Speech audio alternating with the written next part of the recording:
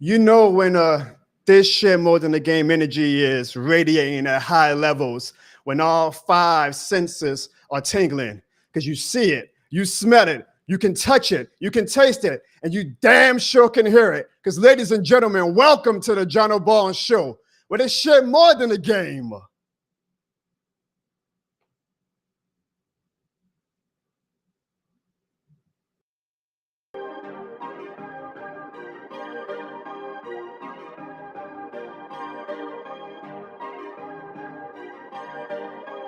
Perfect.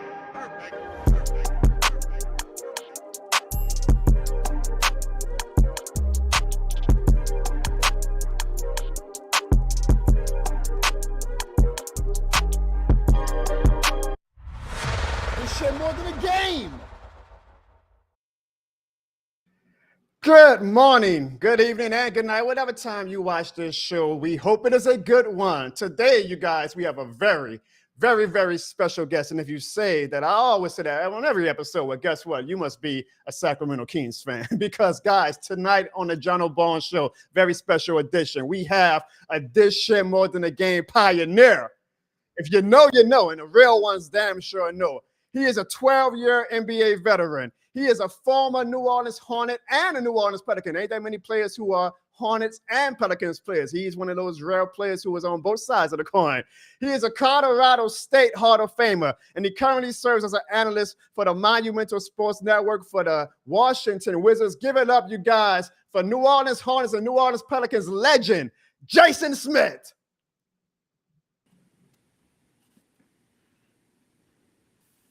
Jason, how are you, my man?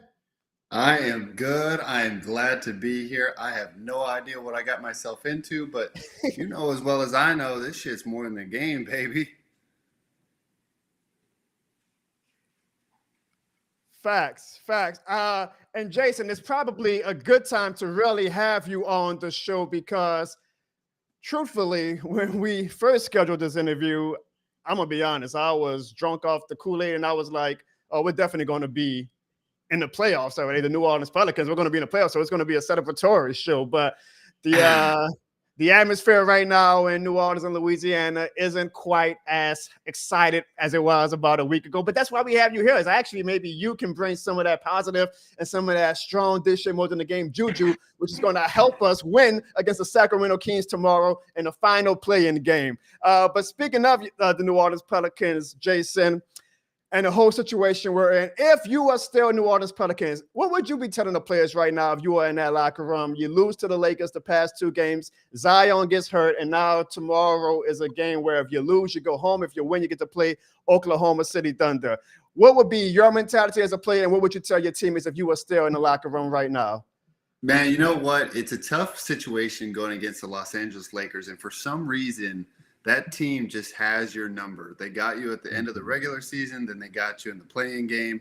Now, granted, Zion had a fantastic game. 40 points, 11 rebounds. He was playing out of his mind. But you know as well as I know, in those last couple seconds, couple minutes, he went out with another injury. So that's detrimental to this team. He's a very big part of the team. But guess what? You guys played without him really well a couple years ago. I don't see why you can't do that again.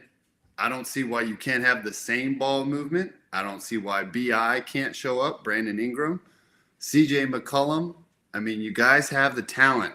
Herb Jones. You could go on and on down the list. There's players that are going out there. They're playing really, really well. You have a fantastic, young, talented team. Yes, you don't have Zion, but guess what? When you don't have one of your best players, everybody elevates their game. I think that's going to happen with New Orleans. I think they have a better chance against Sacramento. Now, this is me being positive.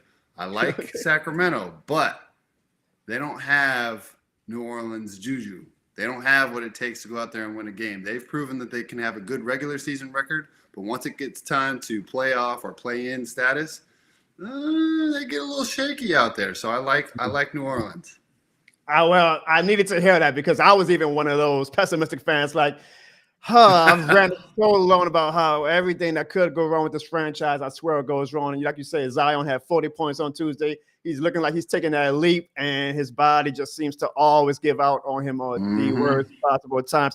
As a fellow big man, Jason, and Zion is definitely like a freak of nature. So it's hard to like even compare yourself to him. But is there any type of advice you give big men to like say, hey, this is what you probably should do to try to really avoid injury? Because us being big men, our bodies already are like susceptible more to injuries because of how much weight and pressure we're putting on it. But I know that Zion is also a freak of nature and he's one of one as far as like NBA bodies, right, that we've ever seen. But would there be any type of advice that you could give him if you were having a conversation with him?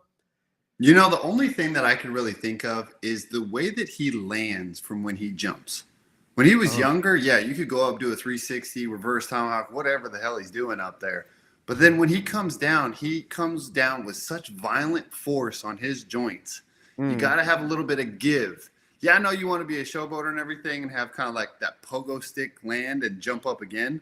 But when you start to get a little bit older, and with all the games that he's playing and the minutes that you play, your body takes such wear and tear. You have to learn how to jump. You have to learn how to fall. You have to learn how the body mechanics really work. And I think that was something that I kind of had to learn throughout my playing career, is making sure that you go with how old you are. You got to know your limitations. But for him, I thought he was playing well the entire game. I didn't see anything wrong or happen to him until the end. And it wasn't a play that stood out to me that he got hurt. Now, granted, maybe I looked away from the screen. I don't know. It wasn't like, oh man, two guys collided and he's got a hamstring injury or something. No, it was just, he got checked out of the game and he just went straight to the locker room, pissed off more than anything. So I was like, oh, that's not good. But for him, like you said, he's a freak of nature. He is a one-of-one player. Whenever he wants to be dominant out there, you saw LeBron guarding him. There's no way AD could guard him because he has a lower center of gravity. He just pushes him out of the way. But when LeBron's pretty strong, right? Very. He is a guy that he's like a football player too. Exactly. So you saw Zion just taking it right at him multiple times. And there was one time LeBron took a charge, fell hard on the ground. And Zion was like, come on, man, I barely touched you. What? That's a different kind of strong out there. Do you watch sometimes and like, I'm glad I don't have to deal with that in practice? Oh my gosh, yes. Like when I'm getting up from sitting for a long time, I'm like, oh gosh, yep, all right, made it up, I'm good. But then when I see guys like diving on the floor, I'm like, damn, I did that for 12 years. God, what was I thinking? But I don't regret 1 minute of it. Of course, because you are this shit more than the game certified. And you know, Jason, well, I hope you know, Jason, man, the New Orleans fans to this day, Jason, to this day love you. When I announced that you are going to be on the show, I can't tell you how many people were DMing me, mentioning me on Twitter, Instagram, Facebook, saying how much they love you, how you are a Hornet and Pelicans legend. So they're excited. We're excited to have you on the show tonight. I don't think a lot of people actually remember, though, but when you were actually traded to the Hornets, it wasn't just you. It was you and another player by the name of Willie Green, our head coach. Does that make you? I tell you what, you know, again, for people who may not know, I was a ball boy for the Pelicans, Hornets for 13 years. So me and Jason were able to become good friends. But when I see like Willie Green as our head coach, and I'm like, damn, I was a ball boy when he was playing with us. That makes me feel old. So as a former teammate of him, does that make you feel old when you see like Willie Green being the head coach of some of your other teammates now doing analyst work or being, you know, coaches and whatnot? You know, it doesn't make me feel old, but it makes me feel proud of what they've accomplished, because Willie had always wanted to be a coach and getting into the coaching atmosphere. And the path that he kind of took, he'd always been with really good coaches, with Steve Kerr. He went with Monty Williams in Phoenix, and then he finally got an opportunity to kind of take the helm in New Orleans. And you see the success that he's had because he's been to all those places. He's had the experience as an NBA player, as a college player. So for him, I'm proud of him. It's really cool to see those guys that you've played with or that you've had interactions with so closely for so many years. Because I played with him up in Philly for 3 years, and then I played with him down in New Orleans for a couple of years. So to see him take the helm and have the success that he's had, I'm not surprised at all, and I'm actually really happy for him. Does it motivate you? Because I be watching some of your like your analyst videos for the Wizards Monumental Sports Network. Do you ever say, I think I could do this coaching thing? Do you ever have any interest in that? Or are you like, I'm good with being an analyst? It's less hours. I am good with being an analyst. That coaching stuff, I might hit somebody. Like, I don't have that tendency, but I get a little physical out there. No, with coaches nowadays, it's insane because the amount of time that you have to put in, not only for practice, but pre-practice, post-practice, the travel, the games, trying to get new players to the team and recruiting. I mean, they always say like the front office kind of puts the team together and you go out there and coach it. But when you're at the NBA level or the pro level, it's a lot of dynamics that goes into it. It's not just basketball. There's a business side of it as well. So that whole dynamic of it, I didn't necessarily want to join into that because I gave my life for 12 years to basketball. I miss birthdays, I miss holidays, I miss family get-togethers. For me now, I have the opportunity to be dad first and foremost. I've got a 9-year-old daughter and a 6-year-old son, and they are the best thing in the world. Like, to be able to go to their sporting events and to make sure that they're okay and going to their plays and whatever school events that they have, that's special to me. And I worked so hard so that I could do that. I don't have to miss it because I'm on a work trip or I'm at a job or something that I have to do all the time, 9 to 5. But for me, if I get to be a dad because of all the hard work that I put into, that is completely worth it. And I am so happy and thankful and grateful for where I am today that at this point in my life, coaching isn't really a priority for me. A lot of people said coaching or front office or like if you talk the nitty gritty of basketball with me, I can tell you trade strategies. I can tell you coaching strategies. I can tell you plays and why they ran this and that. And that's why I do what I do on TV for Monumental, because I can kind of portray to the public of, all right, this is why they lost, or this is why they won, or this is what's going to happen in the future for the draft. And it's that kind of dynamic for me that makes this so much easier for me because I have done it. I've been at the highest of high levels. I know what guys are thinking about in the locker room when they've had success, when they have injuries. And there's a lot of things that go into it that people don't really get to see. I mean, you got to see this stuff as a ball boy of things and dynamic. That's why I'm always amazing. Some call me because you know how fanaticism is, right? So Willie has his detractors down here. And I'm like, well, part of me is probably biased because I'm a friend of Willie as well. So I'm like, well, I'm not going to, be all hard. But I also know I was blessed to see what goes on behind the scenes and stuff that the average fan doesn't see. So I'm glad you mentioned that. And I'm glad you also say, like, you've seen teammates become front office personnel. And that just reminded me. I'm like, yeah, me too. Like Sean Marks in Brooklyn. Quincy Pondexter's coach in college. You are an analyst. Like I say, I feel old. I'm like, dang, all these players who I was like helping rebound with are now doing great things post-career, and I love it. I love it. And I love that you are now being able to be a full-time father to your kids. You say they're 6 and 8? 9 and 6. 9-year-old daughter, 6-year-old son. Are they at the age now where they're like, whoa, my dad was in the NBA, and they go show off to their friends? Because that's a cool thing to say, my dad was in the NBA. They kind of do. I've kind of kept it kind of at bay for them to make sure that they don't realize things. But I live in the Philadelphia area, and that was my first team when I started out my professional career. And then when I got home first, there was a lot of people that were coming up to me asking to take pictures with me or get autographs from me. And my kids would kind of look at me like, you don't know them. Why are you talking to them? And I'm like, long story, but Daddy used to play in the NBA. And they're just like, oh, okay, cool. You played basketball, whatever. I'm like, oh, okay, cool. Now that they're getting a little bit older, it's starting to sink in because all their friends are like, oh my God, your dad played in the NBA? And they're like, yeah, he played basketball. So what? Cool. I'm like, yep, still hasn't hit you yet. Okay, cool. Well, maybe in another couple of years. Yeah, give it about, especially with the 9-year-old, give it about 3 or 4 more years. They're going to be like, whoa, they're going to tell her, but they're going to probably wear it on a shirt. My dad was in the NBA. Yeah. You live in Philly.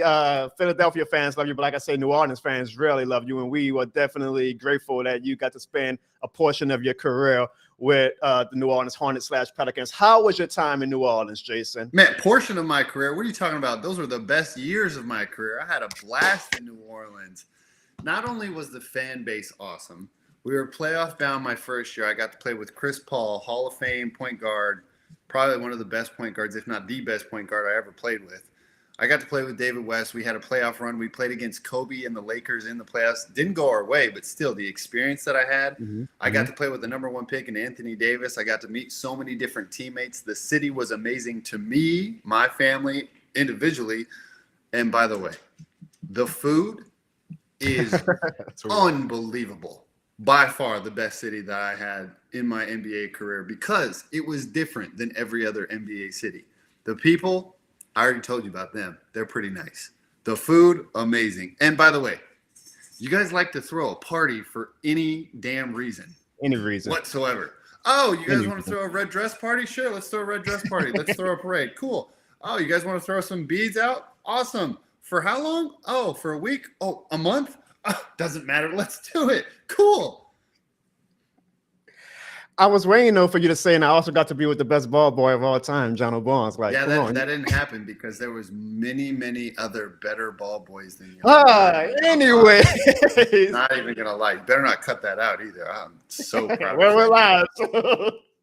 That's why me and Jason always got along, y'all. But one thing that happened in New Orleans that was very uniquely New Orleans. I don't know if you remember. I'm sure you do. But do you remember this moment, Jason, when we had the Mardi Gras uniforms, because we love Mardi Gras, like you said, and your jersey was misspelled? I mean, I guess we learned that day that this Smith is more than a game, but do you remember that moment? Man, we had Al Farouk Amino on the team, and they had his name spelled right. Like, how do you mess up Smith?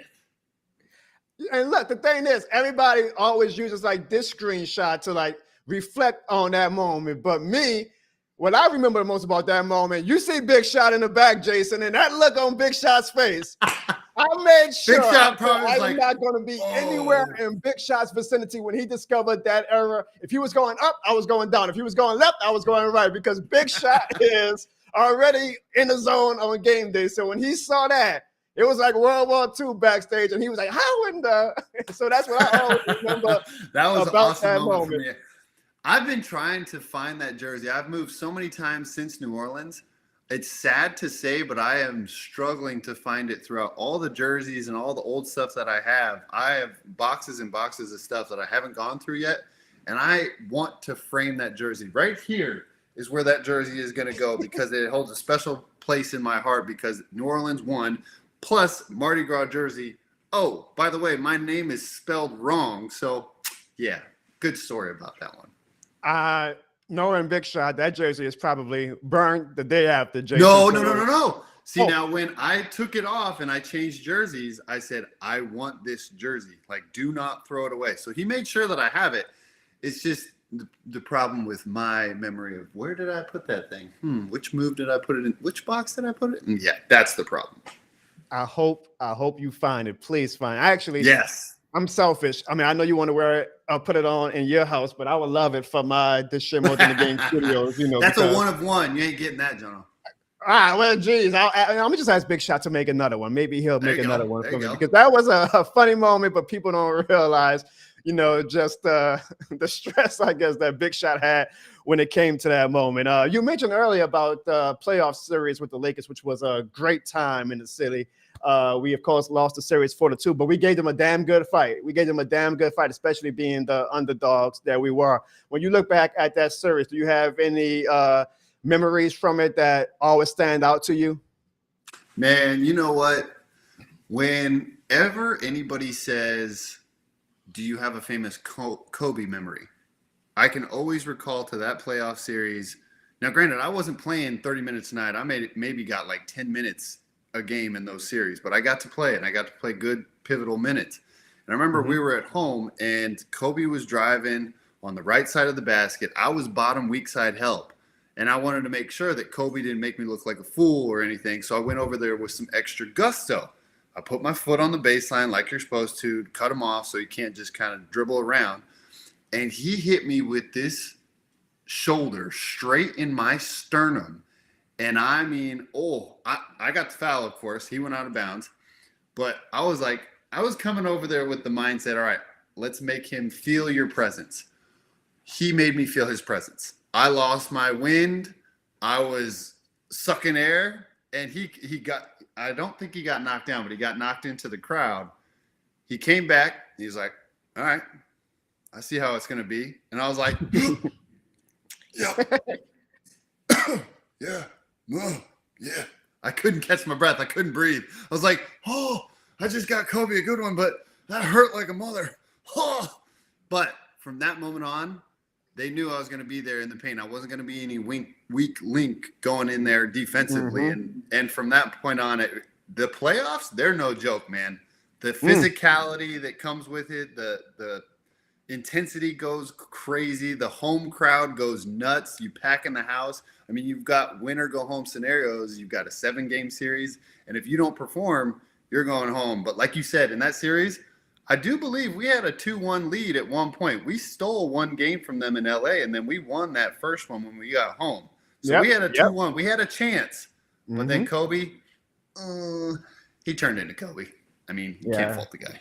That's why I hated the Lakers before them, but I hate the Lakers. And for them to put us in this predicament for tomorrow, hopefully we have that type of attitude, all of our players that you had going into that Lakers series where you're going to leave it all out on the court, because that's exactly what you need. And I saw it firsthand, the intensity level rise come playoff time. And I really want the current iteration of the New Orleans Pelicans players to get to experience that. Even without Zion, I still think that just having that playoff experience is monumental to especially a young team like ours, right? So again, hopefully they take your mindset that you had way back when to tomorrow's game and we beat those damn Sacramento Kings, because I'm just tired of all these damn California teams at this point. So now, if you guys beat the Sacramento Kings, who do you match up with in the playoffs? We'll get Oklahoma City now.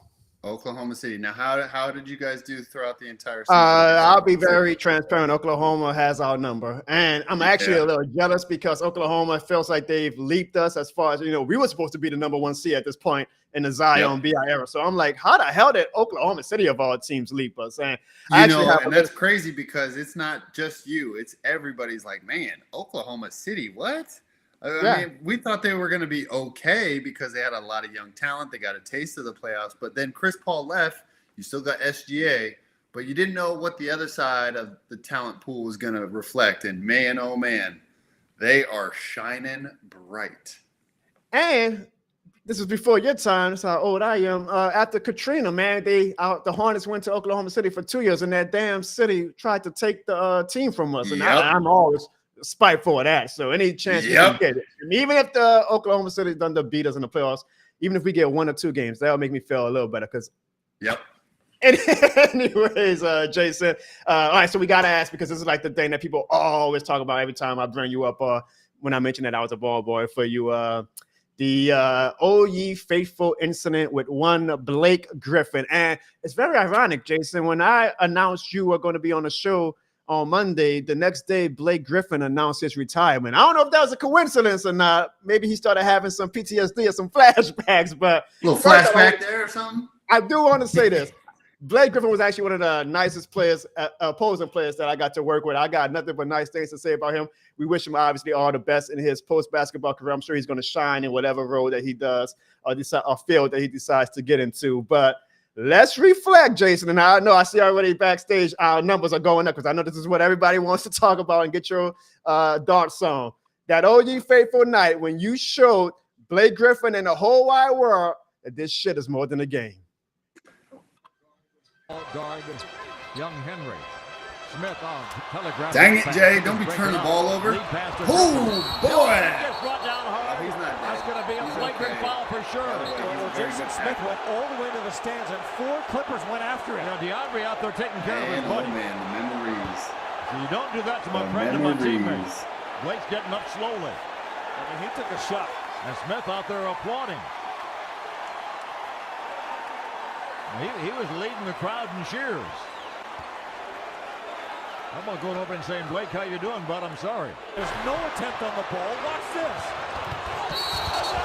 There's just no place in the NBA for a play like that.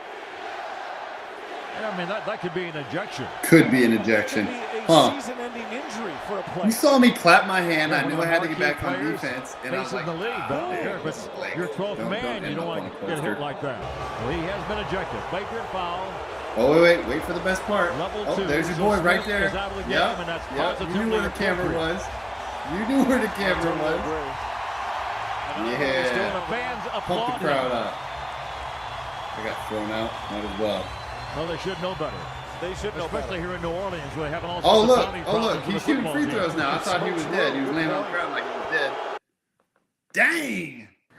So Jason, you heard the announcers were pissed. The media was pissed. I was going back and looking through some old historical articles, and like they just calling you out, calling the city of New Orleans. I'm like, how could the fans cheer for such a ruthless move like that? And opposing fans were mad. I mean, I was going back and I saw some Reddit threads from like 12 years ago where they were like, oh, screw Jason Smith. Yeah. You know, talking about how New Orleans fans, you would think that we would know better because that's when the Saints Bounty Gate news was all coming out. And I'm like, they must not know New Orleans. Like, as if the Bounty Gate was supposed to make us feel ashamed or something. Like, you know, we're the most pettiest fan base in the whole damn world. But Jason, can you talk about just this moment and everything that came with it? I know you issued an apology to Blake Griffin. Did you and Blake ever see each other again and y'all hashed it out? We never hashed it out per se. Were you actually going for him? What was it? It was, so here's the whole context of the game. One, it was a very emotional game because Chris Paul was back in the building. It was his first game back in, well, I believe it was Smoothie King Arena. I'm not sure what it was at the time, but it was his first time back in New Orleans. So it was a very emotionally charged game there. Clippers were an extremely good team. They were Lob City at the time. They had DeAndre Jordan, Chris Paul, Blake Griffin, and they had a host of other key players, and they thought they were going to make a deep run in the playoffs. So they were a really good team. Then you take it to Saints. They had their Bounty Gate, which everything was going on in the media with that of like hurting players or doing that. So then I got more attention for that. I got my 15 minutes of fame from that. And it wasn't necessarily like I was trying to hurt him. I was just trying to do what Tayshaun Prince does. He would make the effort to go right in front of a player thinking that you're going to try and steal the ball, but you don't make any contact with him. If you slow it down frame by frame, it looks like I'm trying to truck stick him, but I'm really trying to dive my shoulder to go in front of him and get around him. Well, one big problem though. Blake dove his shoulder, and I was like, oh no. As soon as I saw him go down with his shoulder, I was like, I can't stop. I'm 7 feet. I'm running as fast as I can. And the rest is really history because I hit him, made solid contact. Once I knew it was no point of return, I was like, oh my gosh, just don't get truck stick by Blake Griffin. Well, I'm kind of the one who did the truck stick in there. Now, granted, not condoning that whatsoever. It got blown way out of proportion because if you look at the entire game, me and Blake didn't really see eye to eye. It was very physical. There was a couple times that I had hit the ground and I wasn't too appreciative of Blake throwing me on the ground, and fouls were not called. So again, the emotions were high. It was a fun game. I mean, a fun game. But yes, New Orleans forever will remember that moment because of not only Chris Paul coming back for the first time, but your boy taking out Blake Griffin. You are a this shit more than a game pioneer because of this moment, Jason. And you and Blake, y'all never actually talked about it, right? Like y'all never. So no, when I actually was in free agency coming out of New Orleans, the Clippers were the biggest team that really wanted me on their team. The contracts weren't exactly the greatest, but I had conversations with Chris Paul, with Doc Rivers. I had a conversation with DeAndre Jordan, and I asked every single one of them. I was like, all right, you guys are cool with me joining the team, but what about Blake? And they were like, he's the first one that wanted you on the team. And I was like, what? So that's where the competition is. You show them that you're not going to back down, that you're going to go out there and you're going to play hard and you're going to go out there and do whatever it takes to win a game. And I think Blake saw that, Chris saw that, DeAndre saw that, the coaches saw that for the Clippers. So it was really not necessarily that you want to go out there and do that to prove yourself. There's other ways to do that, obviously. But I was the guy that was kind of the catalyst. I had to set good screens for other guys to go score. I had to go out there and really hustle and play hard to get rebounds. No plays were ever drawn up for me. So for me, I was kind of a workhorse and a guy that really did the dirty work out there. And I made sure to go out there and do it to the best of my ability of getting rebounds, extra possessions. If I got a shot every once in a while, Cool. If I didn't, I would make sure the other players that were really good shooters got great attempts. So I was a great teammate. And for me, that's all that I could really do. And you see, that's why. And again, I was in that environment, so I got to see it firsthand. But whenever in that environment, I don't think you saw the pose that you did when I was getting thrown out of the game. You went, well, you know yeah, what? Let's bring the clip back. Scoot over a little bit more. Yeah, I'm on the camera. Oh yeah, y'all saw me when Jay got thrown me. You saw? Look at that. Look at that. This is also a very historical moment because this is when I saw firsthand, wow, this shit really is more than a game. So, Jason, that's why I say you are this shit more than a game. I almost look like my guy Corey said this earlier on Twitter. I look like a mafia boss. Like, I'm the one who called in a hit. I'm like, good job, Jason. Good job. You showed why this shit more than a game. I will never, Jason, I will never forget that moment. And I'm being 100% honest. Like, it was at that moment where I was like, whoa, when you are wearing New Orleans across your chest, this shit is more than a game.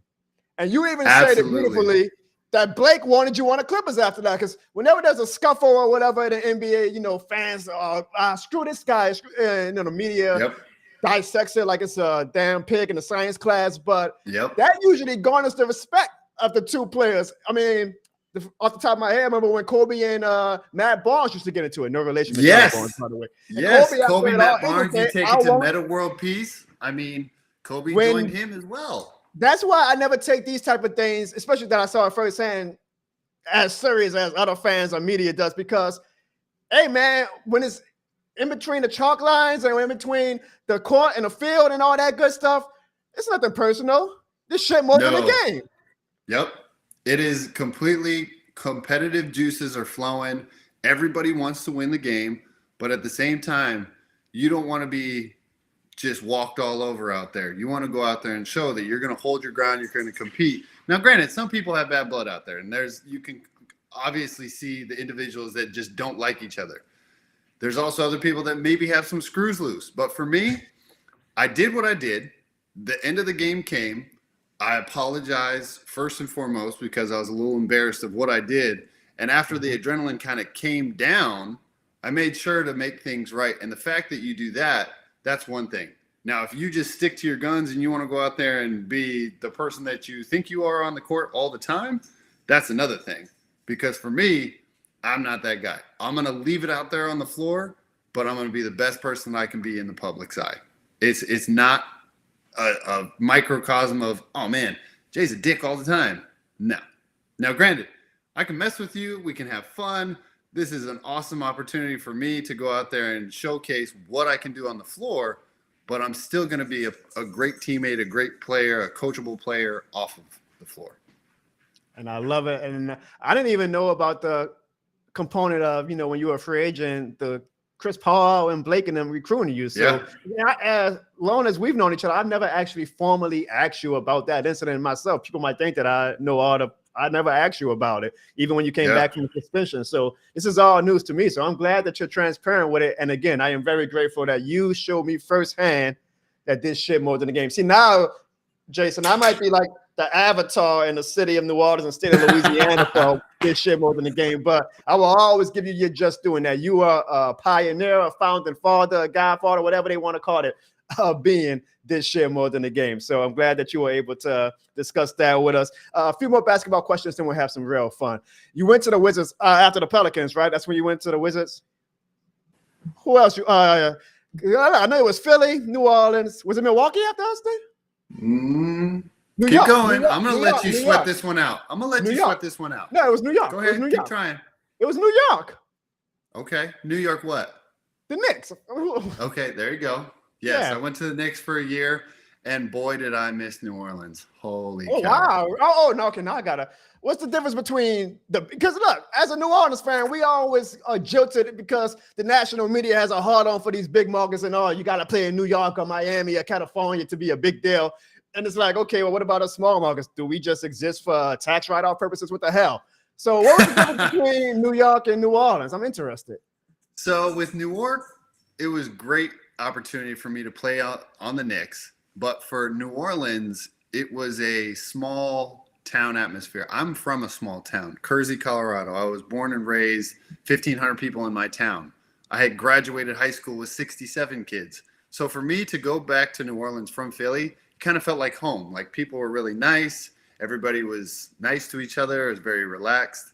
You go back up to the East Coast and in New York, the New York media, they love to try and find something for you to talk about. Whether it's true or not, they just kind of want to put some bait out there so that there's clickbait. But for basketball, we had high expectations of being fourth, fifth seed or third or fourth seed in the East. And we had the massive amount of injuries, coaching dramatics, the front office dramatics. We had the Zen Master, Phil Jackson, as our GM. We had Derek Fisher as our coach. And it was all first-year stuff. Nobody had Phil Jackson as a GM at the time. Nobody had Derek Fisher as a coach at the time. So on paper, yeah, we were a great team. Did everything unfold the way that we thought it was going to? Not quite. Carmelo gets hurt in the middle of the season. He has to stop and have surgery. We cut Sam Dallenberg. We cut another guy, mid-level guy. Then we cut another guy. Traded Amari Stoudemire. We traded J.R. Smith. We traded Amon Shumpert. I mean, it turned into a fire sale. Like, that season was awful. It was the longest season ever. Now, granted, I got to play a ton. I learned the triangle offense. I had a great time playing there in New York at the Garden every single night. But the logistics behind going to New York Knicks, it's tough, man. Our practice facility was an hour away from the Garden. It was up north in Tarrytown, New York. You had 2 different airports that you flew out of. If you had a road trip that didn't revolve around a back-to-back, you flew out of the Westchester Airport. If you had a road trip that was right after a game at home, you guys all brought your cars to the arena, or you parked your cars at the other airport in Westchester, had a car service take you to the game, played the game in Madison Square Garden, then rode a team bus to Newark Airport to fly off on the road. So the logistics of that is just like, huh? You want me to play basketball and do what?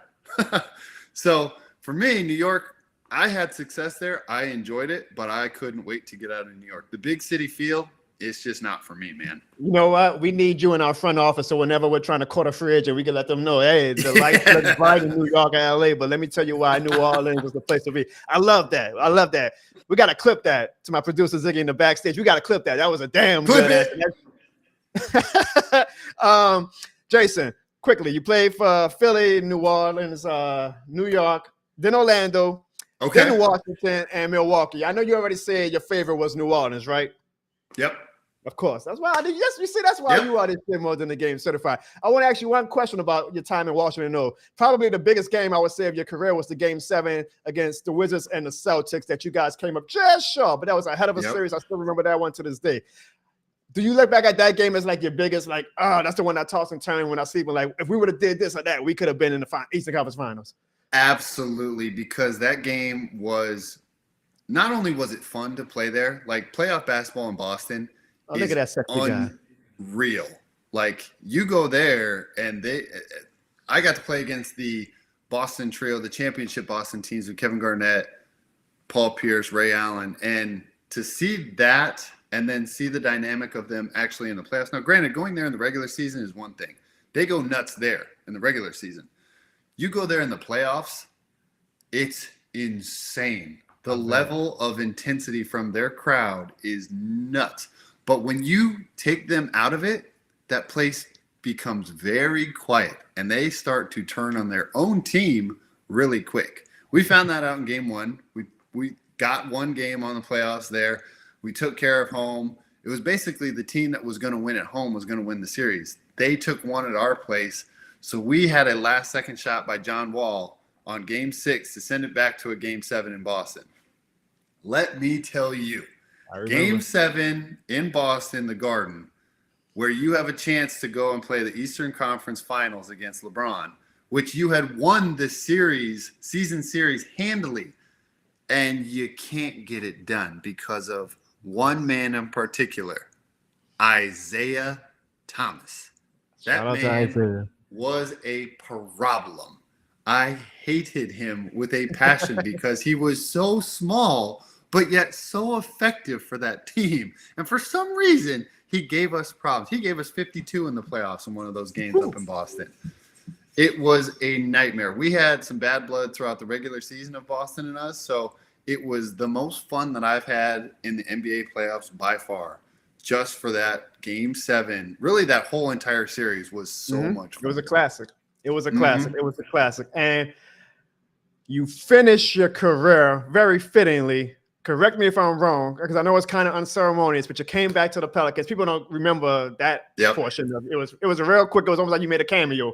But, it's kind of like one of those things, though, Jason. Like, sometimes when a player's retiring, they sign with the team that meant the most to them, to a one-day contract or whatever. So I kind of look at it that way. Like, it was very fitting for you to end your career as a New Orleans Pelican because, again, you are a pioneer of why this shit is more than a game. And it was pretty cool for the most part to see you, I guess, backstage in the locker room for like your final iteration as a player. But all jokes aside, though, I did think it was pretty awesome. And I was very happy that I obviously wanted you to continue your career as long as you wanted to. But I was very happy that you got to have like almost a goodbye to New Orleans. Because look, man, 12 years in the NBA, that's not easy. That is not easy. I can't go wrong, especially with all the injuries that I had. I had to overcome some hurdles. I had to be a good teammate. I wasn't scoring 20 points a night. I was making sure that I was doing the right things to have our team make success. I was a student when it come to watching video. I made sure to check the scouting reports, KYP, know who your personnel is out there. So for me, it was a lot of fun. And 12 years went by so damn fast. I tell you what, when you're having fun, it goes by really, really quick. A lot of people are like, man, I'm stuck in this job for 30 years. This wasn't even a job. This was like a blip in my career, but it was 12 years. I had so much fun. And I mean, obviously you would say, oh man, I'm going to play forever. Nope. My body loves the fact that I'm a dad now. I don't have to run up and down the floor. My knees love it. It's different, but I'm enjoying my life right now. That actually leads me to my next question. You seem like you are really enjoying your post-NBA career. Being an analyst for the Washington Wizards, being a father to your kids, being a husband. How has life been after the NBA? It's been good. I mean, for me, I didn't have any obviously the aches and pains, they hurt a little bit just from going through the physicality and everything and the longevity of 12 years. But for me, I can pretty much do as I please. I choose to work as an analyst for the Wizards. It keeps me close to the game, yet far enough away to where I don't have that time constraint of being a coach or front office person. But for me, it's also an opportunity to stay close to the game and really kind of have that competitive spirit about me and watching the game and staying up with it and the current players. And for me, I mean, if I had to stop cold turkey, that would suck. So the fact that I am able to do it and I'm allowed to do it and get paid for it, I mean, that's the best of any world. And what would you tell? You kind of have experience with this because when you came to the Hornets, we had just came from a bad season. So I know the Wizards fans are dealing with that right now as they kind of go through this rebuild. What would you tell? Because I'm sure we'll get some Wizards fans watching too. What would you tell them to be optimistic about the future for the Washington Wizards?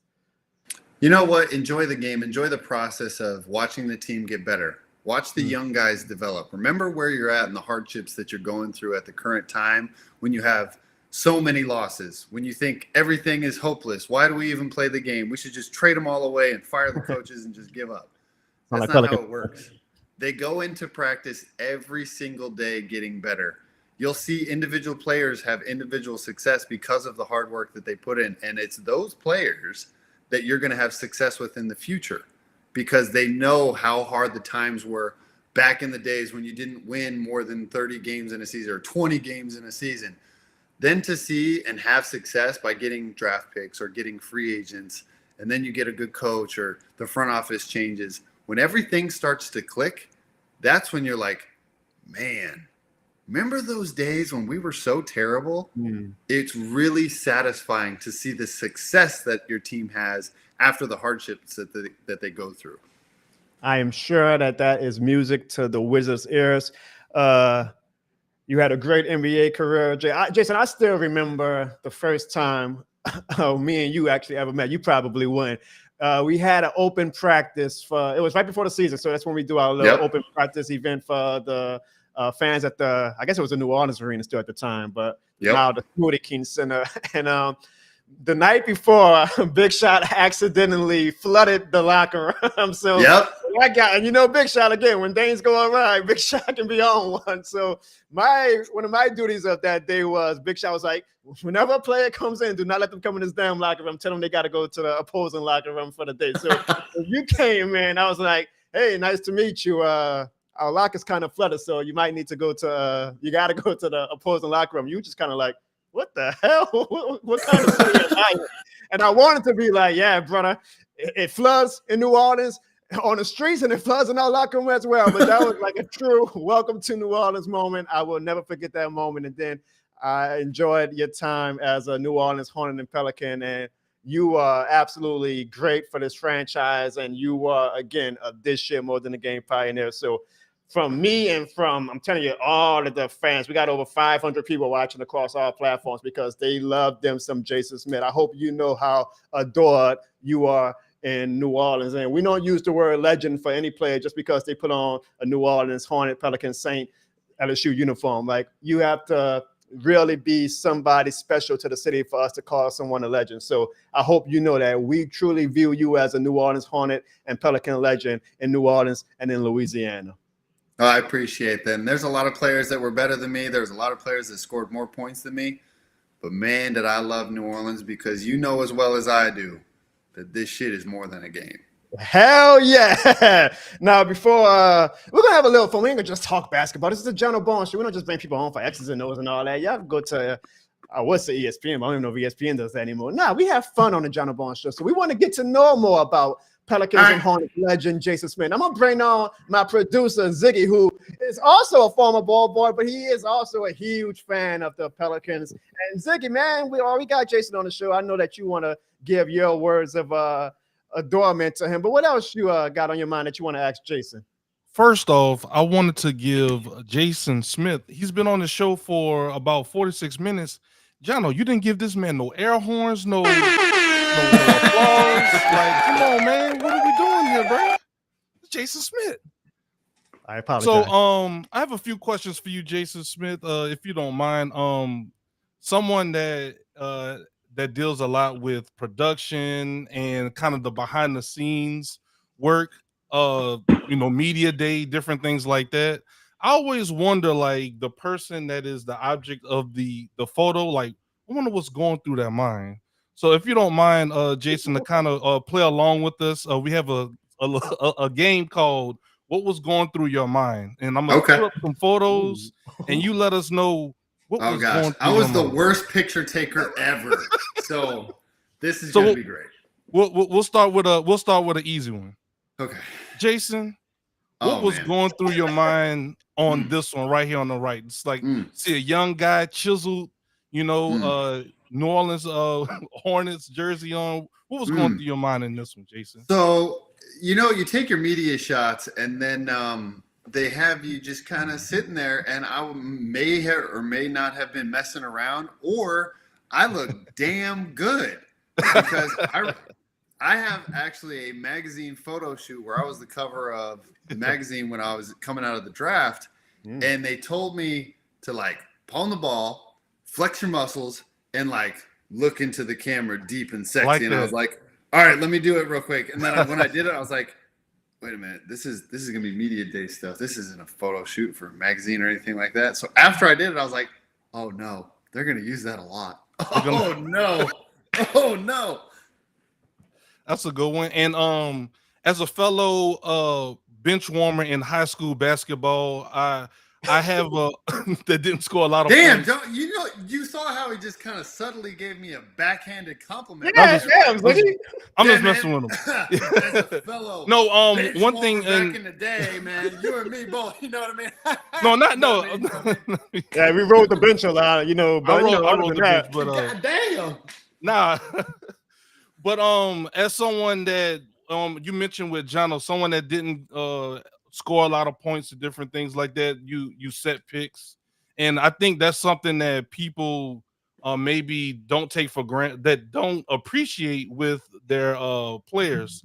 So I want to show you this photo right here, which is something that I feel is something that you attribute is the hustle points and the intensity. What was going through your mind right here when you were dunking this ball right here with we have Rashard Lewis? Right there? Yep, Rashard Lewis and John Wall in the background. John Wall, young John Wall.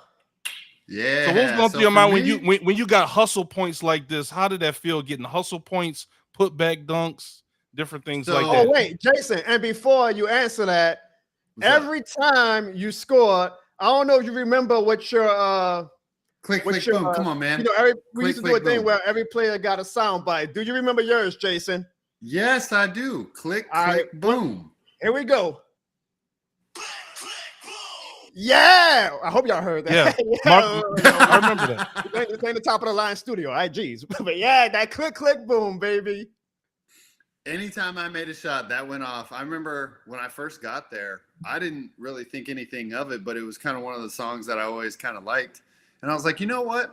And I didn't know what to pick because CP had the woo anytime he scored.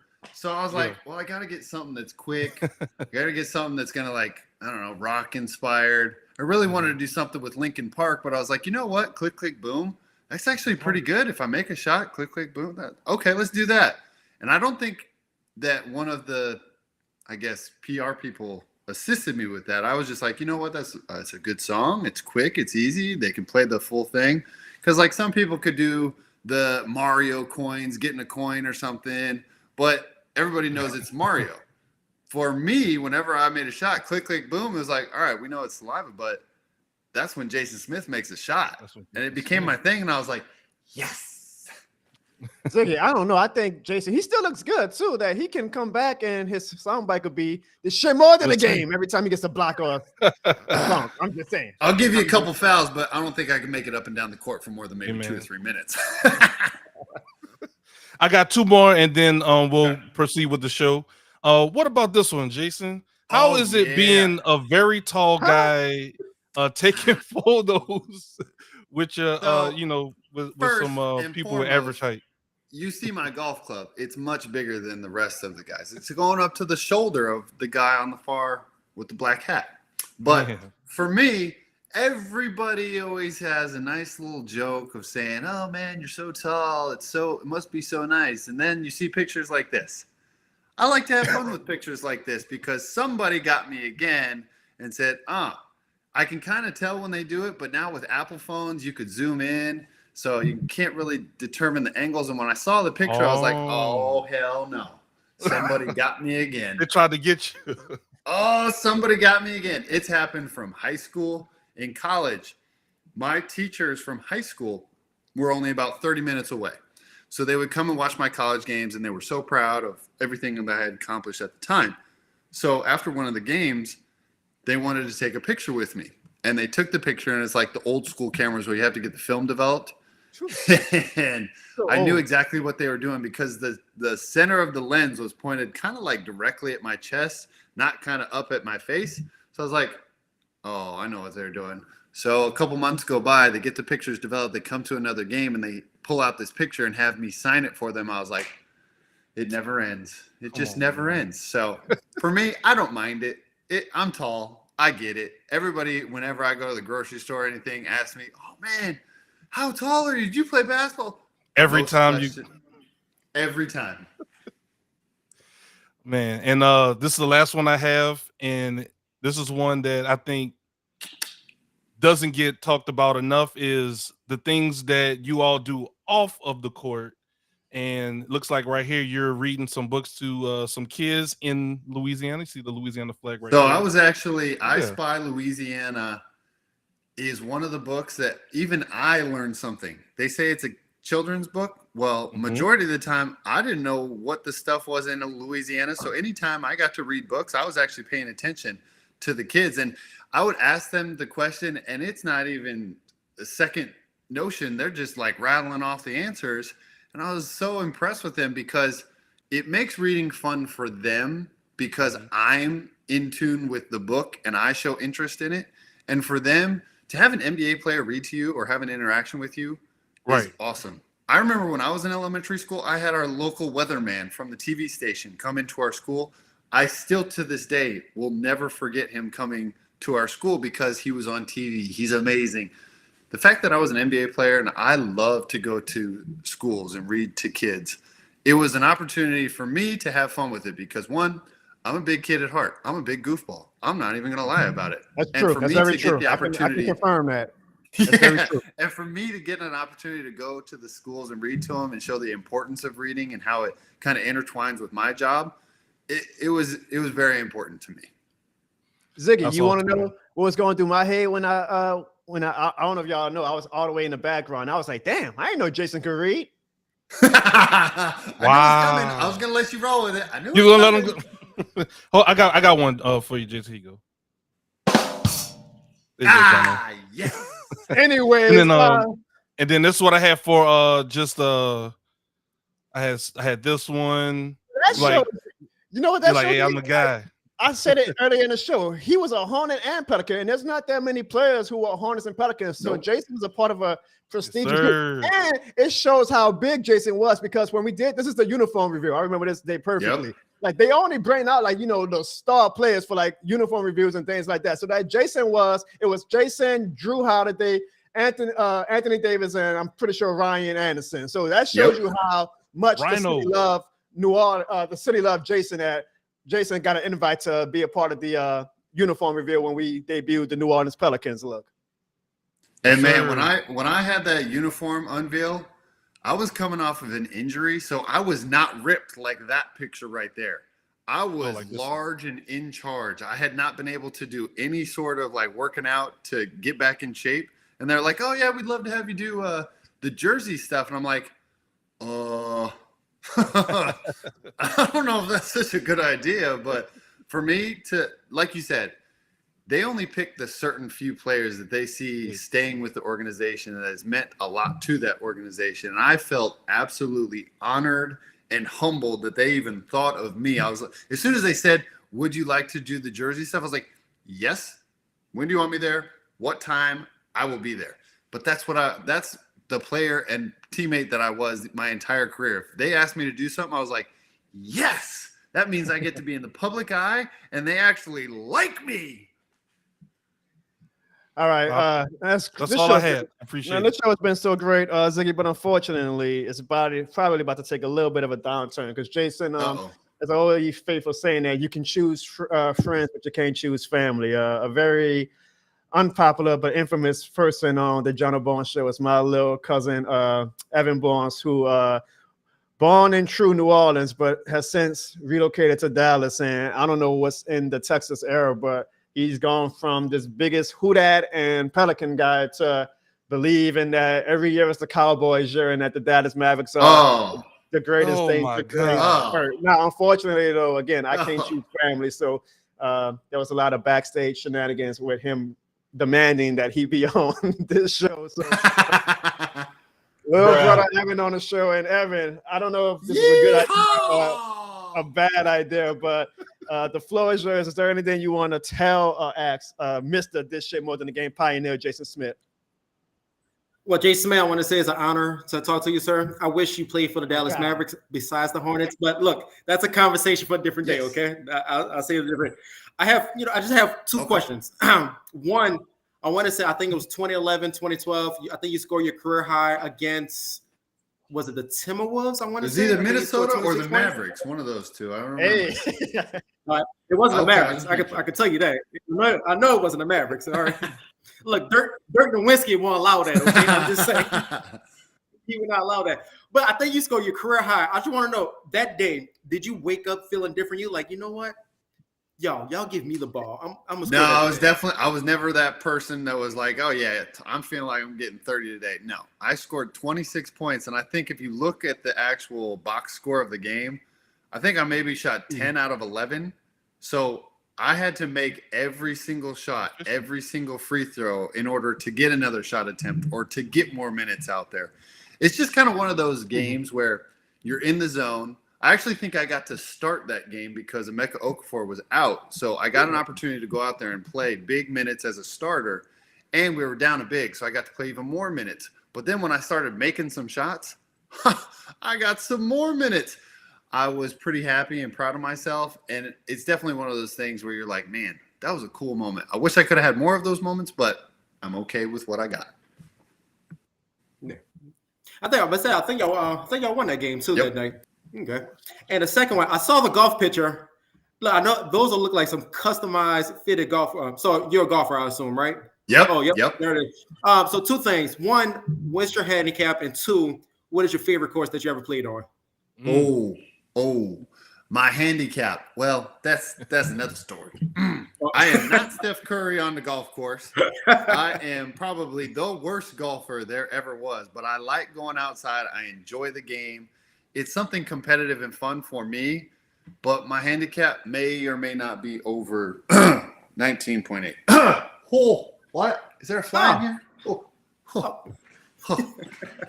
So it's not the best. I'm not a 2 handicap. Everybody's like, oh, you're a professional athlete. You should be able to dart those things straight to the thing. You're 7 feet tall. You can drive at 300 yards. Yeah, if I can get it to go straight, that's the problem. Everything decides it wants to go, yo. And what was the favorite golf course you ever played on? Favorite golf course? Actually, I'll give you one where I had an opportunity to play at this golf course, but I wasn't a golfer at the time. We actually, when I was playing with the Knicks, we had an opportunity to golf on someone who's not so popular nowadays, Donald Trump's Trump course up in New York. But it is absolutely exquisite from what I have heard. I didn't golf. They asked us, hey, do you want to go for this appearance? You have the opportunity to golf at this private course with some season ticket holders. And I was like, golf? What are you talking about? I don't golf. I'm a basketball player. Like, why would I golf? Well, Tim Hardaway Jr., he's an actual golfer, and he went, and he was raving of how nice it was and everything. So I didn't get to play that, but I've gotten to play a couple courses around the Philadelphia area. Now, granted, I only recently started to take up golf. Like the last so when I stopped playing, that's when I kind of took up golf. So about 5 years ago. So I kind of stick to the public courses because when you go to the private courses and they know that you're a professional athlete, they have these high expectations of you, like, oh, your handicap must be like 6, 7. And I'm like, 19, 20. Hey, look, it's okay. Like I'm playing at the TBC Scottsdale this weekend, and I'm hopefully they look at me and they're like, hey, not low key brag, okay? Just a little low key brag. But hopefully they look at me and like, you saw how he slid that in there, right? He was like, oh yeah, I'm just playing TV. And he got that stupid cowboy hat on. Just a little brag. But like, hopefully they look at me and hopefully they know I ain't a golfer. But yeah, that's the only questions I have for you, though. I will say, I can look at Jason, you right now, and I could say, you don't look like a golfer.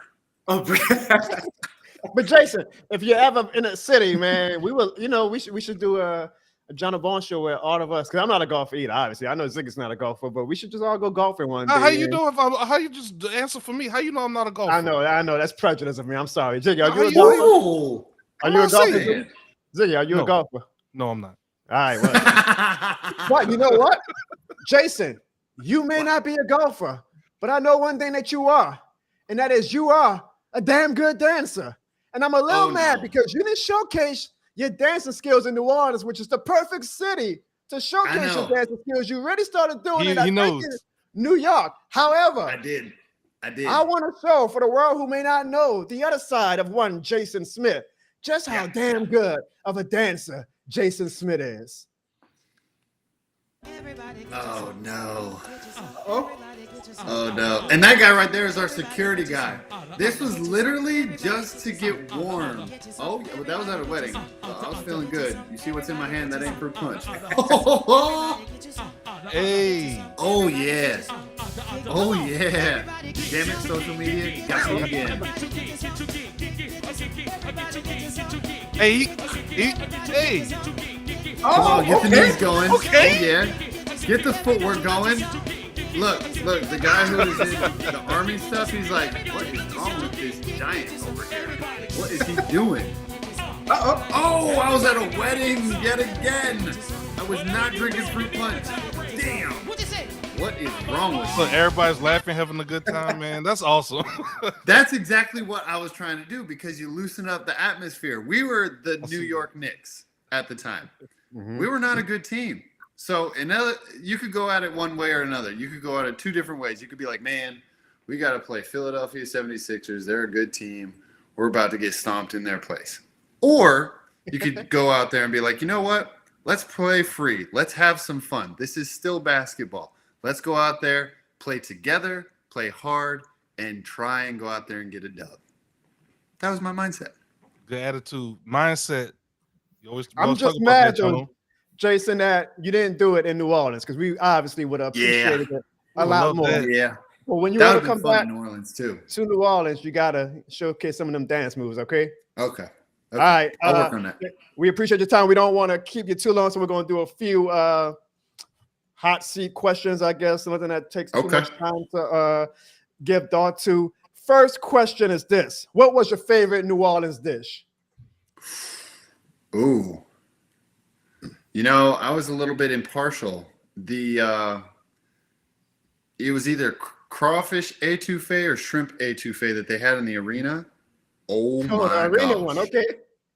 Oh my gosh. But even then, if you go out into the city, my favorite restaurant in New Orleans to go to, now granted, it's probably the chain restaurant. I might get killed for this, but Emeril's was my spot to go to. No, that's not a chain. I love going to Emeril's. Nothing wrong with that whatsoever. Oh, Emeril's in New Orleans was like Popeyes in Louisiana. amazing. Like it just means more out there. Yeah. We're here. Now Popeyes, I actually got my first experience at Popeyes when I was down in New Orleans, and I was like, hey, it's a New Orleans-based restaurant. Might as well go check it out. Oh my gosh, red beans and rice.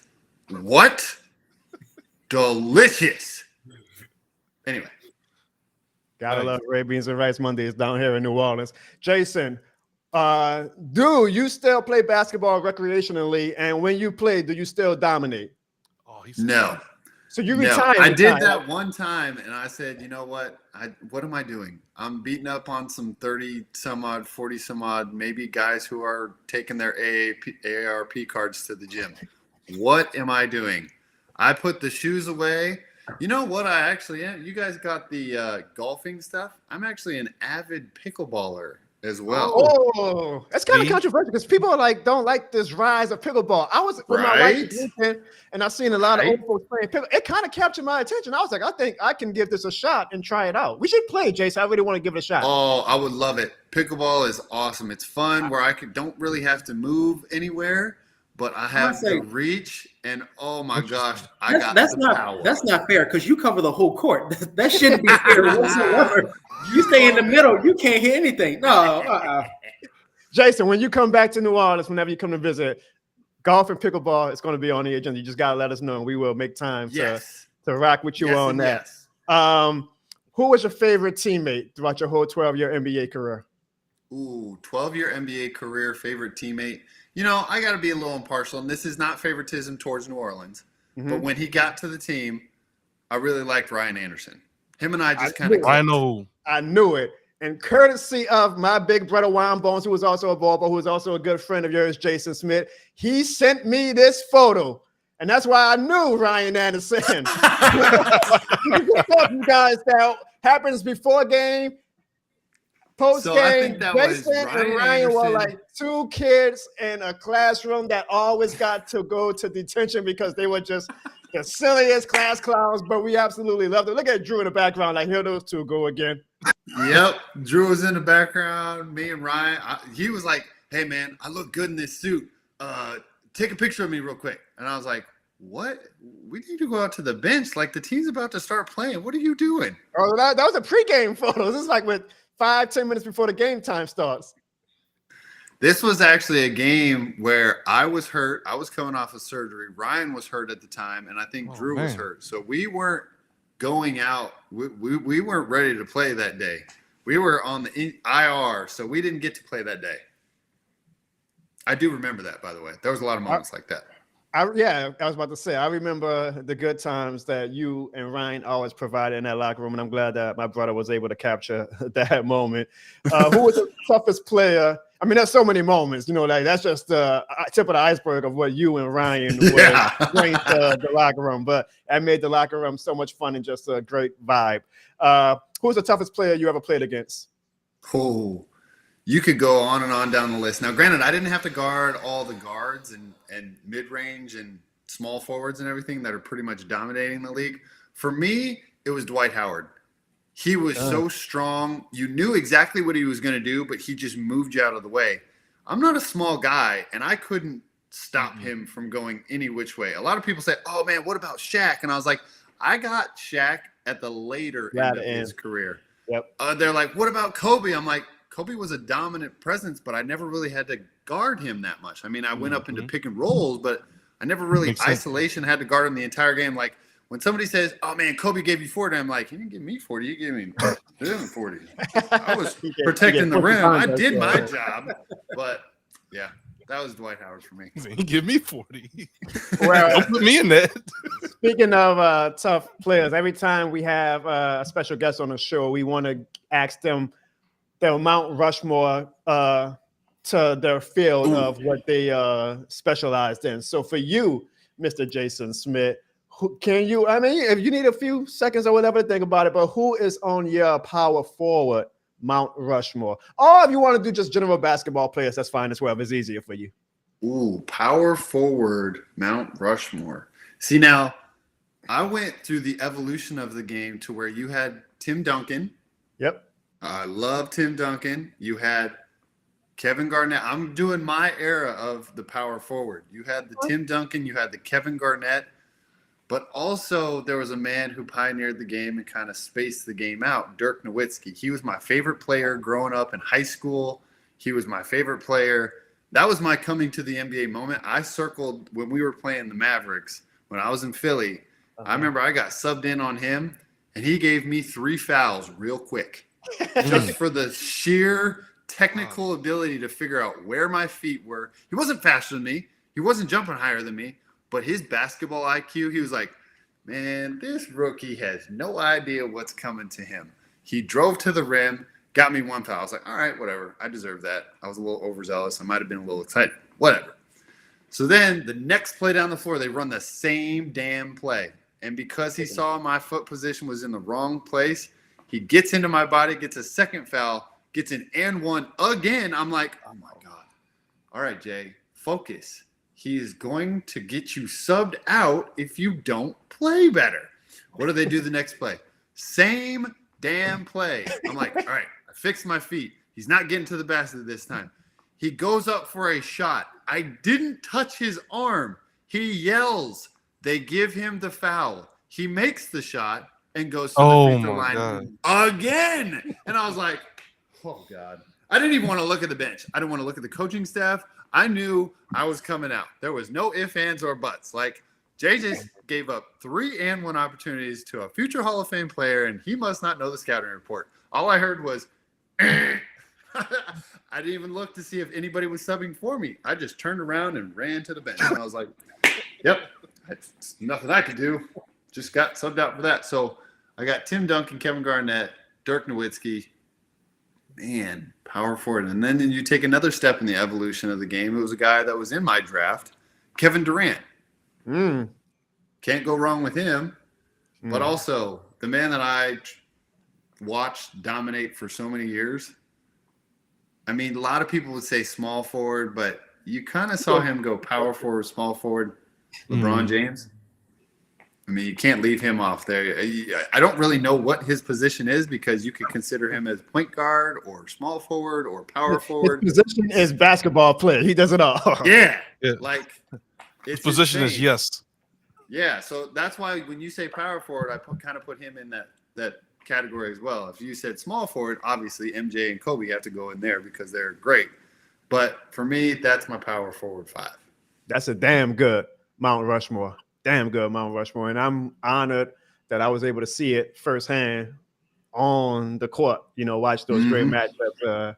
And you mentioned about Dirk, how, he saw your foot in the wrong position. And that's the type of stuff that I got to learn as a ball boy. Like the things that you don't see, when you're watching just as a casual fan. But like what makes great players great? Like talent is one thing, but it's the IQ. It's the work that you put in before the game. It's all of the small intricacies that really turns great players into the elite players like a Dirk Nowitzki, a Kevin Garnett, or Tim Duncan. So I'm damn glad you mentioned that. And even though this is going to give Evan more trash talk ammo to us, I do love Dirk Nowitzki myself. Honestly, Dirk is probably like my favorite opposing player of all the great players that I got, because Dirk, for some reason, he took a liking to me too. Now, he didn't take a liking to me like he did with you, where he wanted to abuse you on the court, but he just, I don't know. Remember, Jason, I had the wild hair back then, so maybe Dirk was like, this kid kind of looks like me a little bit, but Dirk was awesome. So I think he was more of along the lines of like, this kid might, he might not all be there.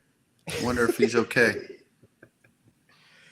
And finally, Jason, you're a pretty big video gamer, right? Or at least a video game player, right?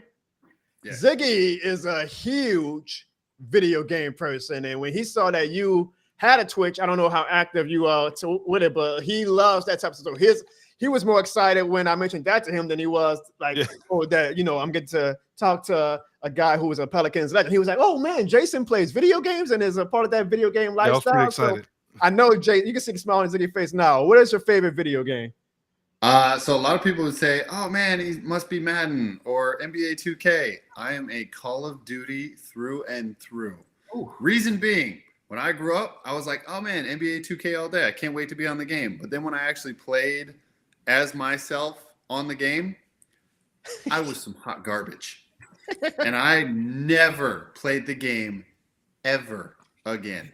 That ain't right. It was a moment in time where I was just like, I am so much faster than that. I can shoot way better than that. So I stopped playing that game. I got on a Call of Duty. I never looked back. But then when I was with New Orleans, it's funny though, because a lot of people tried to kind of pull me back towards the game because they said I was quote unquote a cheat code. I was like, what does that mean? Yeah. Anybody who would use me in those New Orleans days, I had like an 85% mid-range game to where if you shot with me anywhere in the mid-range, I was buckets. Because you are in real life. I'll give you that. You are that in real life. And I can second that, because on 2K11, 2K12, for some reason, Jason Smell on that baseline, that man wasn't missing. It was the baseline. And it was pissing me off too, because I'm like, come on, bro. Ain't no way this I know this ain't that damn good, bro. What the hell? I was like, this man is not missing. Come on. I can't second it, Jason, because I always bench you. I'm like, man, Jason, get you, man, put back Anthony. And I'm okay with that, because I benched myself when I first started playing that damn game. That's Ziggy. You have any follow-up video game questions?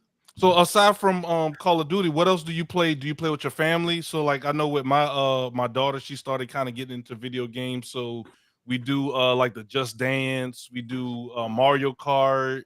So like what is something do you play with the fam as well? Or? Absolutely. So for me, and none of this is on Twitch yet. So I play on Nintendo Switch. We play Mario Kart. Nice. We'll play Sonic on PlayStation. Also, we'll play Just Dance on PlayStation as well. Now, granted, the Just Dance, it's more for the kids because, as you guys have all seen, I'm not much of a dancer myself. But also, the camera doesn't really pick up a 7-foot frame compared to a little. I keep forgetting that. You're right. So I keep forgetting about that. Yeah.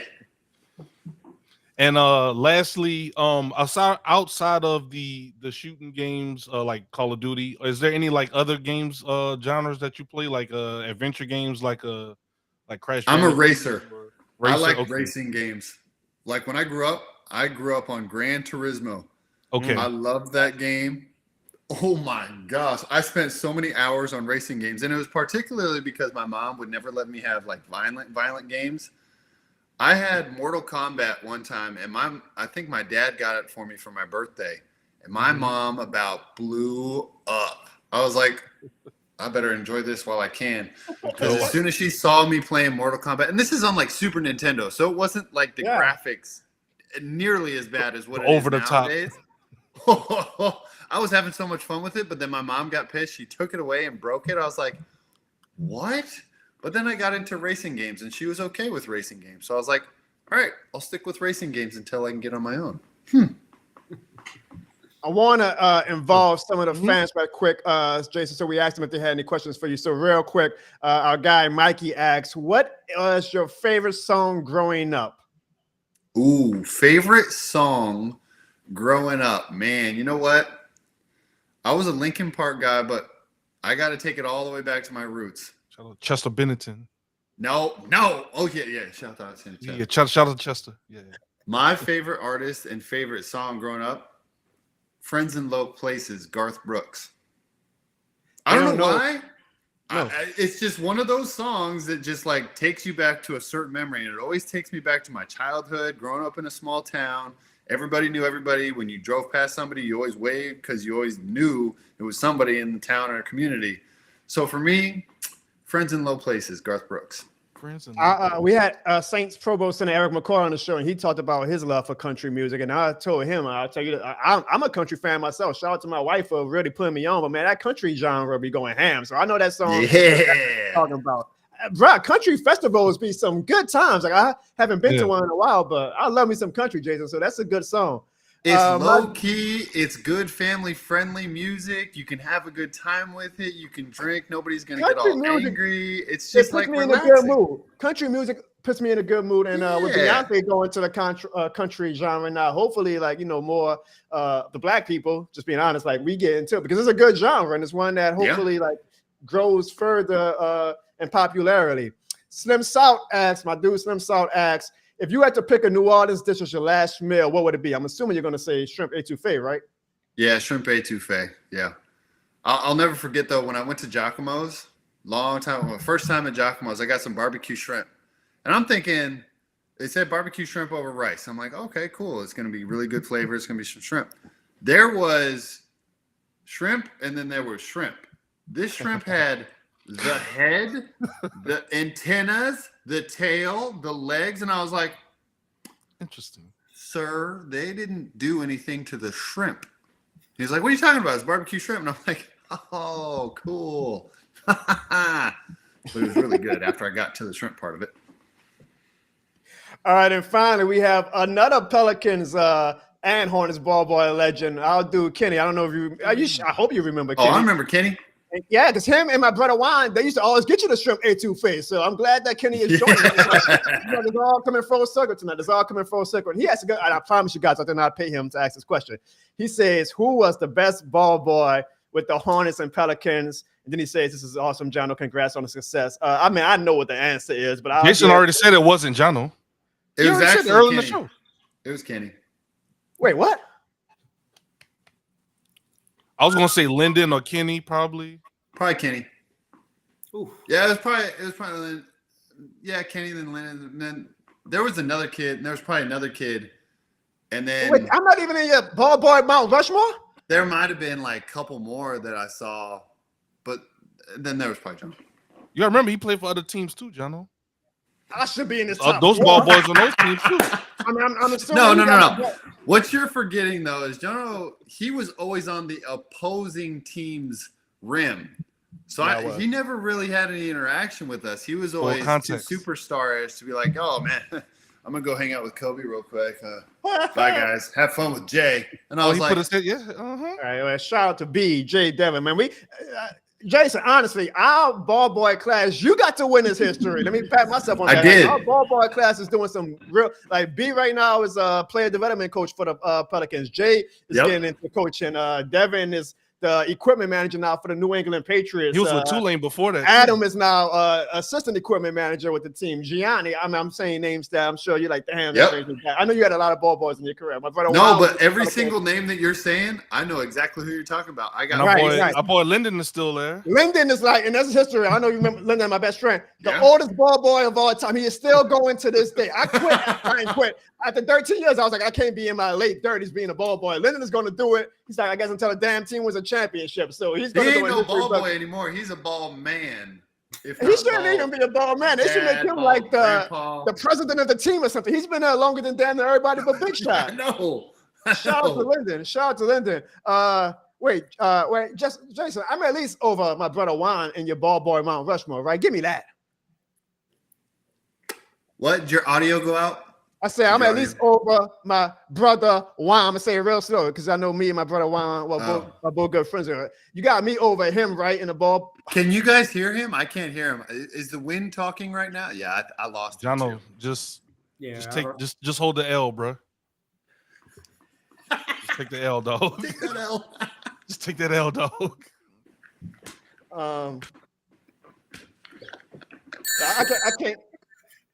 I came in on that. Let's get one last question in from my dude Justin. He asks, "How did it feel to take the place of the great David West?" Oh, I did not take the place of David West. Yeah, that's what I'm about to say. Yeah, I didn't take the place of David West one bit. He is a phenomenal player. He was on the team with you, right? Yes. I was about to say, speaking of mid-range jumpers. I know. Anytime in practice, he was going like 10 for 10 on 7 spots, and we would have competitions, and they're like, all right, Jay, you're going against David. And I'm like, is this even really what am I doing here? He's going to shoot 10 for 10. I could get 9 out of 10. I could get 8 out of 10, and sometimes I could tie him 10 out of 10. But I would never beat him because it's like he shot it like a damn robot from mid-range. It was swish or back of the rim every single time. And I'm like, automatic. But he taught me what a professional was like. Yep. You do that way, 10 out of 10, when nobody's in your face, you got no fans, no bright lights.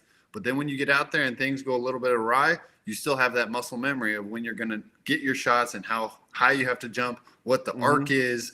Those were those little intangible details that I really learned from him. Man, just being in that locker room at that time with you and Chris and David, like the basketball IQ was through the roof. I learned so much. I forgot it in my old age now, but I learned so much from just the intricacies again of the game. So it was a great time to be a New Orleans Hornet and Pelican fan. Honestly, if David West didn't get hurt, because I don't know if fans remember, he got hurt for that Lakers playoff. He was out for the year by that point. If he was able to play, I'm not saying we would have beat the Lakers, but we probably could have took them to 7 at that point too. I mean, we could have made it a little bit of a playoff series. That was our main piece, him and Chris Paul. I mean, you put him and David West out there. Ooh, we could have. Now, I'm not saying like you said. I'm not saying we could have beat him. I'm trying to make any news like that, but we could have been more competitive. I've been trying to get David to come on this damn show for so long. He's being all camera shy. He's like one of the smartest players on the court and off the court of all time. I really just want to pick his brain, but he's being hard-headed. But maybe you giving him this shout out, he'll be like, all right, Jono, I'll come show you some love. Come on, D West. You can go out here and it's okay. It's just a little exactly. Podcast. Right. Jason, man, we really appreciate you giving us your time. We know you're a very busy man. I mean, the Wizards ain't in the playoffs, so I don't even. That was a dumb joke because the Pelicans. By the way, Jono said that this was only going to be like 30 minutes, and we're going on an hour 30. But it feels like 15 minutes because of great conversation with you guys. I've seen some of your podcasts. I've seen all your Instagram stuff. I love every bit of what you're doing. Keep doing what you're doing. Everybody's going to have the naysayer attitude, but guess what? This shit is more than a game. Just that's why you see. One back, my good graces. Yes, one back, my good graces. Jason, can you tell them where they can find you on social media? Oh, man, you can find me on Instagram. You can find me on Twitter. You can find me on Twitch. You can find me on Facebook. I've got a bunch of different names and everything. I think Instagram is Jason Sticks. I feel like that could be wrong. It could be right. I don't know. But I feel like, Jason Sticks, JasonStix on Instagram. Then you go over to Twitter or X, it is, and I am Jason Smith 014 on X. Then you can go and check out some video game stuff. Now, granted, the video game stuff was more because of the pandemic, and I was bored out of my mind. I think everybody was. And I was like, man, I love me some video games. I'm going to record myself. I go back and watch some of those, and I'm like, what were you doing? It's definitely Jason Smith 014 on Twitter because I'm looking at it. I'm like, wait, Jason, he doesn't even follow me. So he's not joking when he says I'm not in this ball boy Mount Rushmore. He doesn't. See, numbers don't lie, letters don't lie, follows don't lie. Even with all that said, Jason, I would like, because you are on the show now, hopefully one day when you're back in the city, we would love to do this in person. You could come down to This Shit More Than the Game studios because we love doing in-person stuff. But in the interim, I I want to say again, as a this shit more than a game pioneer that you are. Following. Hey! Following. You ain't got to follow Evan. Well, you can follow Ziggy. Ziggy's a very positive guy. No. It ain't the Jono Barnes Show for a reason. Come on now. You're right. I can't be making you. Yeah. No problem, man. I don't got a social media. But the only reason that this show goes on is because of Ziggy and because of Evan, because of. Well, not because of Evan. Hey, man, he cooking. Let him cook. Anyways, we'll let him cook. Jason, we are going to officially on April 18th, 2024, induct you into the This Shit More Than a Game Hall of Fame. And I can't give it to you in person, but you have a This Shit More Than a Game t-shirt waiting for you. I'll get the details to you later, but you are Jason Smith. Not that it needed to be confirmed. This Shit More Than a Game certified. Ziggy, give him a This Shit More Than a Game air horns. Hang his jersey in the rafters. Oh, yeah. I appreciate that, guys. I'm going to rock the crap out of that shirt, by the way. I can't wait to get that. I'm going to give you the information on how you get the shirt after the show, but we appreciate you. Jason, one last thing. How much you really are This Shit More Than a Game certified. Tonight or today is your wife's birthday. You are actually taking time to come on a This Shit More Than a Game show on your wife's birthday. That is some true This Shit More Than a Game show, This Shit More Than a Game certified energy. We thank you for that, Jason. Ziggy, let's give Jason's wonderful wife, Christy Smith, some applause for her birthday. I appreciate everybody in the studio. Thank you. Yes, happy birthday to my beautiful wife. It is her birthday. I sent her off to Atlantic City, got her a hotel room. I've been working throughout the entire NBA season. She's been taking care of the kids. I gave her a hotel room with her best friend. I got her some nice dinners. I got her a massage for tomorrow. So I gave her kind of a little couple-day getaway for me to have time with the kiddos and let her kind of relax. So happy birthday to my wife. That is awesome. You even got my mama and my dad, Jason, watching, saying how much they're loving this interview. So now I got some cool points from my mom and dad. So you really are the man. But let me tell you, you gave all of those great things to your wife for her birthday, and the lovely Christy Smith definitely deserves it. I remember her during our time in New Orleans. Christy, Jason, she was always awesome. But there's one thing that you can really give her to set her birthday to be the greatest birthday of all time. And Jason, I never told you this, and many people don't know, but I am quite the singer.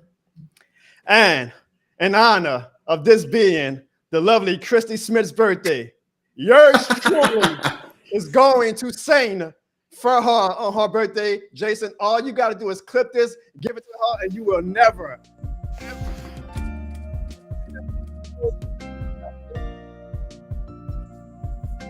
Happy birthday to you. Happy birthday to you. Happy birthday, dear Christy. Happy birthday to you. It's shit more than a birthday. That's good. That's good. I would say keep your day job, keep the podcast going. Bruh.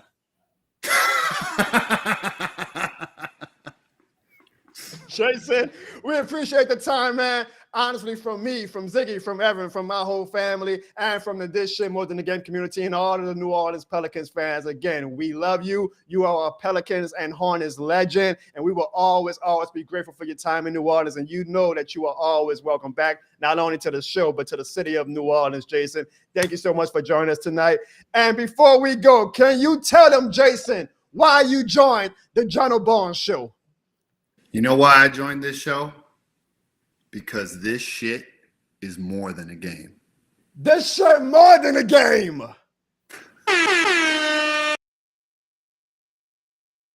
In the words of Jono Barnes, this is more than a game. It's more than a game. This shit more than a game.